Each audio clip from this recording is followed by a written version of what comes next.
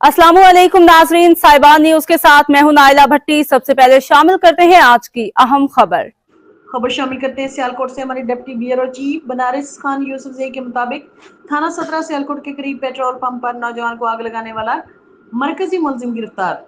मुलजिमान इंतजार अली और तैमूर में मामूली रंजिश पर दोस्त कासिम को पेट्रोल छिड़क कर आग लगा दी। DPO सियालकोट फैसल शहजाद ने वाकई का फौरी नोटिस लेते हुए मुलजिमान की गिरफ्तारी के लिए अहकामात जारी किए। पुलिस ने बर वक्त कार्रवाई करते हुए मरकजी मुलजिम इंतजार अली को कलील वक्त में गिरफ्तार कर लिया और दूसरे मुलजिम तैमूर की गिरफ्तारी के लिए छापे मारे जा रहे हैं। DPO सियालकोट का कहना है कि कानून हाथ में लेने की हरगिज इजाजत नहीं दी जाएगी। मुलजिमान को अदालत से करार वाकई सजा दिलवाकर इंसाफ के तकाजे पूरे किए जाएं।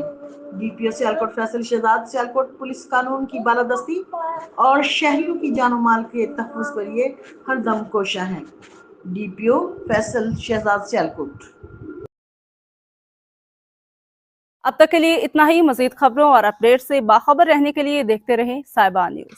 हमारे चैनल को सब्सक्राइब कीजिए, लाइक कीजिए और बेल आइकन को प्रेस कीजिए ताकि हर नई आने वाली वीडियो आप तक पहुंच सके।